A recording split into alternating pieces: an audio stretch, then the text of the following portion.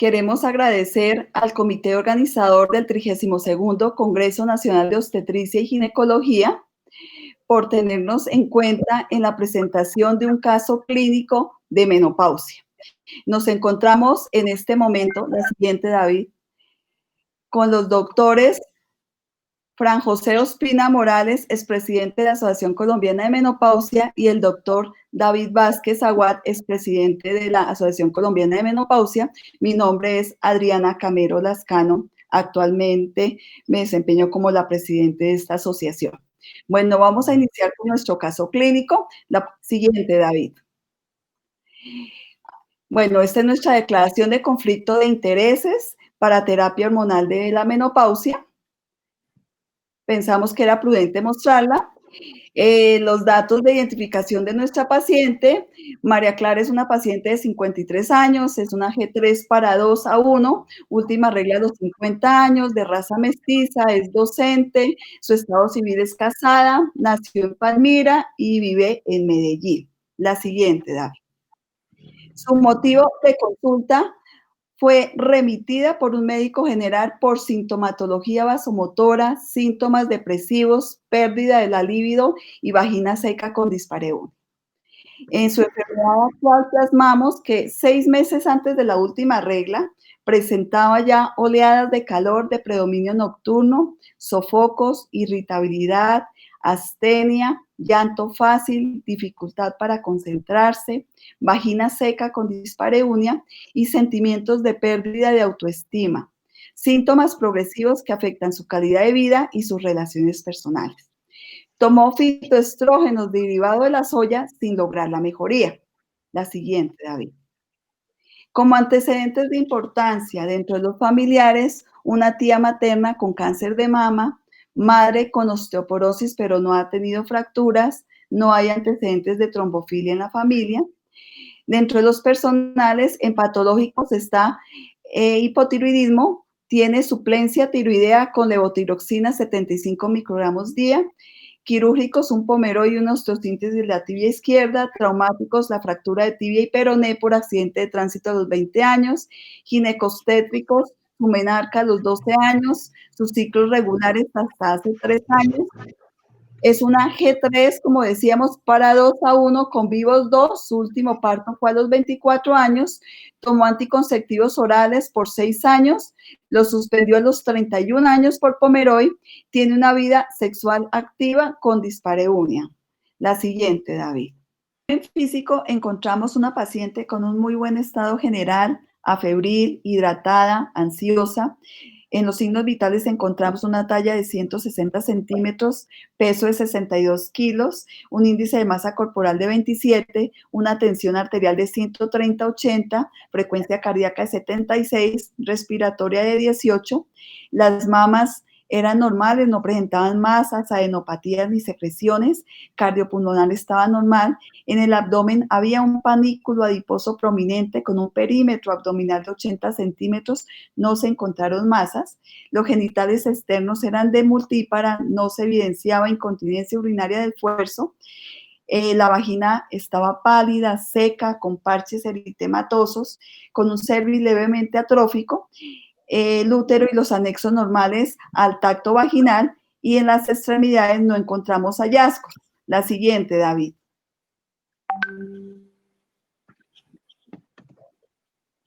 Dentro de los paraclínicos encontramos a la glicemia 92 miligramos por decilitro, colesterol 265 alto, HDL disminuido con 32, LDL alto con 176 miligramos por decilitro, al igual que el VLDL con 57. Los triglicéridos estaban elevados, 285 miligramos por decilitro.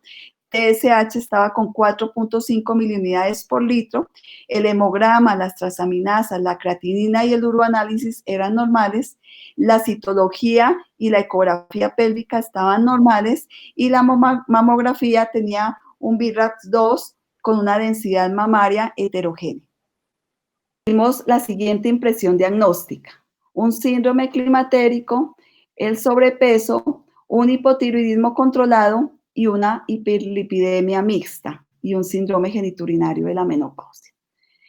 Bueno, Esta es nuestra paciente que nos puede llegar a cualquiera de nosotros a la consulta. Eh, entonces vamos a definir qué vamos a hacer con esta paciente. La siguiente, David. Entonces, dentro de la conducta, con respecto a las modificaciones del estilo de vida, doctor Frank, ¿nos puede comentar qué hablaríamos acerca de estas modificaciones?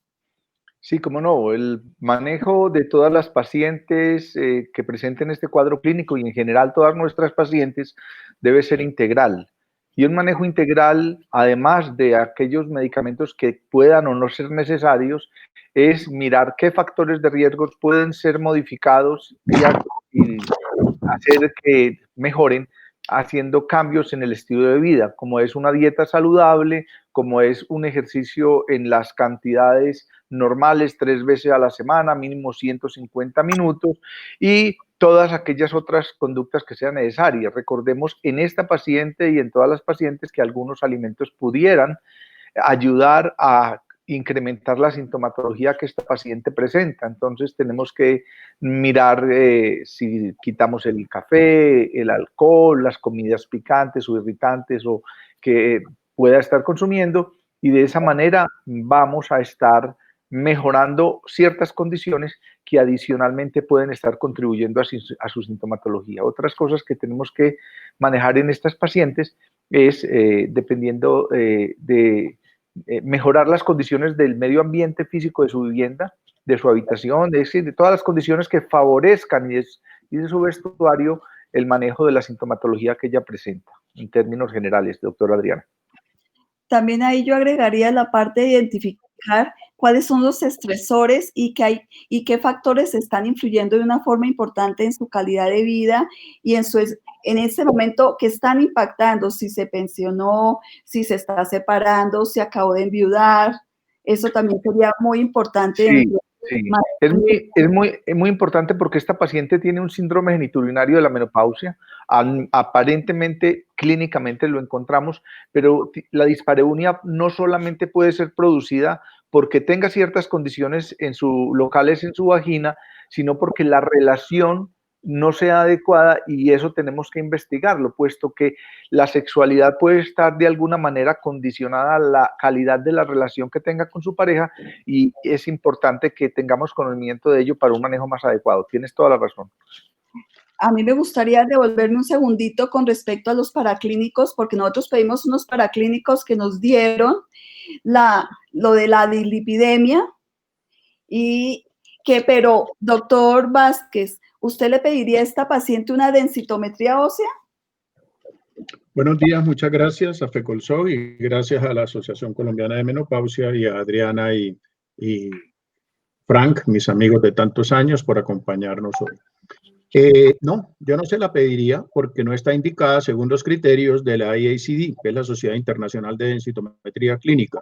Se pide una densitometría en mujeres por encima de 65 años. Yo en mi consulta y en mi clínica la pido por encima de los 60 porque he visto entre 60 y 65 mucha osteoporosis, pero por debajo de esta fecha, de esta edad, solo se pediría si existen factores de riesgo claros para una osteoporosis.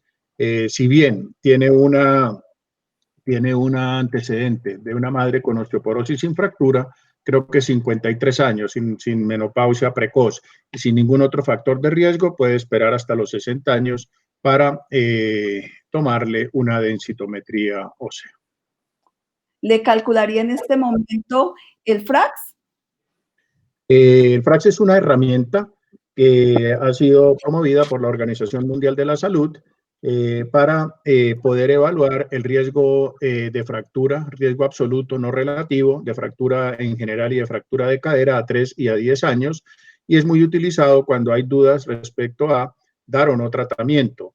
Pero en este caso, como no estamos en la disyuntiva de dar o no tratamiento, sino de pedirle o no una densitometría, que es tu pregunta, pues no lo haría. Además, quiero recordar que el FRAX, dentro de sus parámetros, incluye la densitometría ósea de la cadera. Y ya hemos decidido que en esta señora no le vamos a pedir una densitometría, por lo menos de entrada. Es muy importante aclarar que todo el seguimiento de una paciente de posmenopausia es totalmente dinámico. Nosotros tenemos que seguirla viendo y eso es bueno decirle a la paciente que a partir de este momento ella va a estar con nosotros hasta prácticamente su muerte o la muerte de nosotros, lo que llegue primero.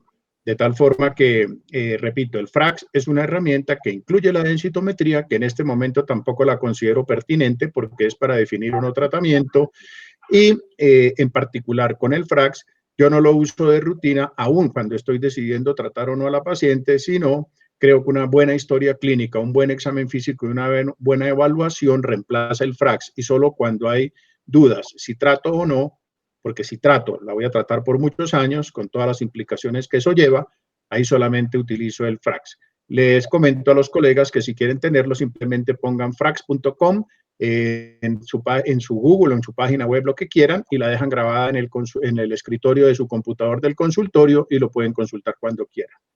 Muchas gracias, David. Un examen que normalmente solicitamos los ginecólogos es la FSH. Doctor Ospina, ¿usted le pediría una FSH a esta paciente? ¿Estaría indicada? No, esta paciente tiene 53 años, ya pasó la edad promedio de la menopausia y tiene un cuadro clínico muy claro. Si nosotros miramos todas las etapas de la vida reproductiva, el estro 10, miramos que esta paciente inició como empiezan todas normalmente, con trastornos del ciclo que ya viene presentando desde hace unos 3 años. Después empieza a aparecer con sintomatología vasomotora y tiene ahora algunos cambios secundarios al hipoestrogenismo a nivel genitourinario. Ya es muy claro clínicamente que esta paciente tiene unos cambios por hipoestrogenismo y el FSH de ella va a estar alto, el estradiol también va a estar bajo. No tiene ninguna indicación en esta paciente pedirle ninguno de esos dos exámenes. Bueno, y doctor David Vázquez, ¿le pediríamos vitamina D? Yo pienso que sí. Yo creo que fue un error omitirlo en los exámenes iniciales y creo que toda paciente posmenopáusica debe tener unos niveles de vitamina D medidos en sangre. Es un examen que está dentro del POS.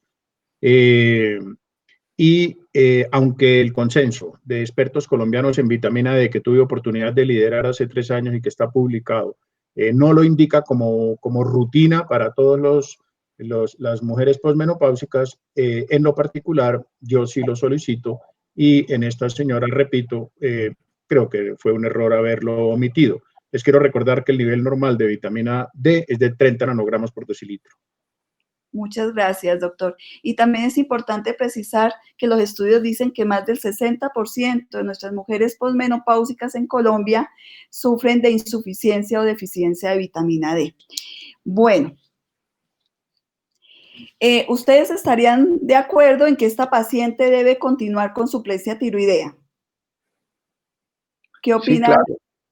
Bueno, yo pienso que esa paciente tiene un hipotiroidismo, está controlado y debe seguir con ella. Lo que es muy importante, no solamente en este caso, que ya sabemos que su hipotiroidismo está controlado por el valor que nos reportaron, es toda paciente en menopausia debemos saber su estado tiroideo, porque el hipertiroidismo o si se nos va la mano en la dosis de hormona tiroidea que le estemos dando, eso va a acelerar pérdida de la masa ósea. Y recordemos, complementando un poquito la pregunta anterior, que en esta etapa de la vida es cuando empieza la osteoporosis tipo 1, que es la osteoporosis posmenopáusica. Si a eso le agregamos una deficiencia de vitamina D o un hiperfuncionamiento de la glándula tiroidea, o bien sea por una patología de la paciente o porque está sobretratada, las condiciones de su masa ósea se van a deteriorar. La siguiente, David. Bueno, y lo otro es que a esta paciente le iniciamos por su perfil, por su dislipidemia mixta, la torvastatina por 40 miligramos por día. El interrogante que sigue a continuación, la siguiente, David, es ¿terapia hormonal de la menopausia, sí o no? Entonces, ¿esta paciente es candidata a terapia hormonal? La siguiente, David. Tenemos una paciente con síntomas que afectan la calidad de vida, con sobrepeso, con hiperlipidemia mixta, antecedente familiar una tía con cáncer de mama. En este momento, ¿sería esta una contraindicación, doctor David Vázquez? Bueno, el antecedente, el cáncer de mama siempre ha sido una variable que nos hace pensar mucho al momento de instituir una terapia hormonal menopáusica. Si es candidata, yo creo que sí es candidata. Tiene síntomas que afectan su calidad de vida y esa es la indicación, la primera indicación con nivel 1 de evidencia, tanto en las guías de la IMS como de la NAMS e inclusive de la FDA. De tal manera que cumple con la primera indicación de darle hormonas a una mujer y es, cuando hablo de hormonas de aquí en adelante, me refiero a estrógenos o a estrógenos progestágenos, como en este caso, para aclararlo de una vez. Bueno, Creo que está indicada la terapia. bueno. Me preguntas, Adriana, lo del antecedente familiar de cáncer de mama. Yo pienso que el cáncer de mama es un cáncer que lo sufren las familias y no las personas, y en eso hay que ser cuidadoso. Pero me parece que el antecedente familiar de primer grado podría ser una contraindicación y que conste que soy condicional. Digo podría. Pero yo creo que un antecedente más allá del primer grado no es contraindicación a la terapia hormonal y pienso que teniendo una mamografía normal, y eventualmente se podría pedir una ecografía mamaria, en este caso tiene unos senos, me pareció heterogéneos, densos o algo así, y en ese caso una ecografía podría ser complementaria. Y quiero aclarar también que no es examen de tamizaje a partir de los 50 años la ecografía, es la mamografía. Y cada vez somos más dados a formularla como examen paraclínico. Y para empezar una terapia hormonal es imperativo, a menos que estemos ante una insuficiencia ovárica prematura. La siguiente, David. La siguiente, entonces, esta paciente le iniciaríamos terapia hormonal de la menopausia. A esta paciente, como tiene útero, ¿qué tipo de esquema se le iniciaría, doctor Ospina? Siempre en todas las pacientes que tienen útero, el esquema debe tener estrógeno y progestágeno. La función básica de los progestágenos dentro de la terapia hormonal de la menopausia es proteger el endometrio de la sobreestimulación que se daría por un estro persistente por la medicación que le damos.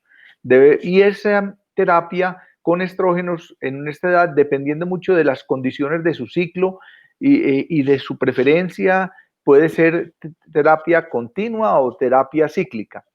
Además, dentro del concepto de terapia hormonal existen otros productos, algunos que tenemos y otros que no tenemos, que también pudieran ser utilizados en este tipo de pacientes.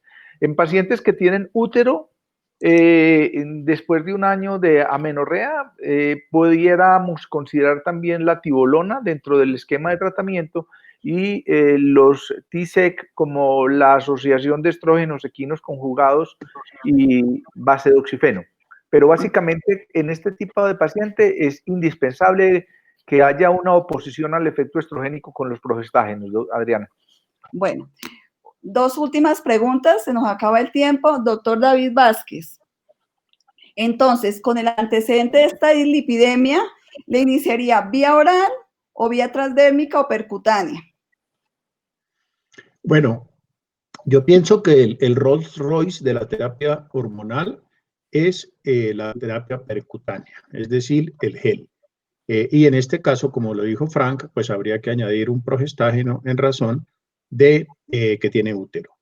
Digo que es el Rolls Royce porque es el ideal. Lo que pasa es que no es práctica en cuanto a que hay que dar aparte el gel del estrógeno y aparte el progestágeno, y en razón de que por alguna circunstancia que no quiero discutir en este momento, pero que habría que discutirle en algún momento dado en el seno de la sociedad y de FECOLSOC, el gel de estrógeno ha sido de difícil consecución por parte de las pacientes. Ya 2 laboratorios lo producían, uno de ellos ya definitivamente lo sacó del mercado, no quiero pensar que fue por precio, porque bajaron los precios, los controló el ministerio, y el otro no es tan fácil de conseguir. Y por otra parte, no deja de ser costoso darlos aparte. No existe una terapia que también incluya progesterona natural micronizada, que tal vez es la mejor, para combinarla con el estrógeno. Entonces tenemos presentaciones comerciales que tienen estradiol oral, de 1 y de 2 miligramos y progestágenos distintos a la progesterona micronizada. Yo soy partidario de que esa progestina sea o el dienogest o la dihidrogesterona, que es una progesterona en espejo, una retrogesterona con perfil similar a la progesterona natural micronizada. Creo que sería lo que se le podría dar a la paciente, repito, un estrógeno oral, estradiol con un progestágeno como los que acabo de mencionar, pero lo ideal sí sería dar una terapia percutánea que afortunadamente pues está volviéndose a conseguir en el mercado con progesterona micronizada aparte, y yo creo que si se le va a dar terapia continua, una dosis de 100 miligramos al día es suficiente, e inclusive empezaría con un solo miligramo de estradiol al día, a ver cómo responde. Bueno, última pregunta, doctor Fran Ospina, que se nos acabó el tiempo. ¿Hasta cuándo dar la terapia y cómo la controlaría? Cuando estamos iniciando la terapia hormonal debemos mirarla rápido para mirar cómo ha respondido a ella y hacer ajustes de ser necesarios, verla en 2, 3 meses. Posteriormente la vamos a estar controlando a los 6 meses y de ahí pues mínimo una vez al año, ojalá 2 veces al año. ¿Hasta cuándo? Mientras la paciente, la terapia hormonal de la menopausia la debemos dar mínimo por 4 o 5 años. Después de ese momento vamos a estar valorando la sintomatología de la paciente, pero podemos prolongarla mientras esta sintomatología persista y mientras no exista un factor de riesgo asociado a los que ya conocemos de ella, porque la terapia le va a producir beneficios que no hemos mencionado en otras esferas como el cardiovascular. El WHI mostró que en las pacientes jóvenes hay menores eventos cardiovasculares. Entonces, mientras la paciente tenga sintomatología, después de los 5 años podríamos estar continuando mientras no exista ninguna contraindicación. Bueno, yo creo que ha sido un aprendizaje revisando este caso clínico en el cual podemos sacar como conclusiones que a pesar de que inicialmente con los antecedentes y con los hallazgos en la anamnesis y al examen clínico y paraclínico, pues podíamos pensar inicialmente que no era candidata a terapia hormonal de la menopausia, sí es una paciente candidata a terapia hormonal de la menopausia y sigue siendo la terapia de elección para nuestras pacientes. Muchas gracias, David, muchas gracias, Fran, y un buen día para todos.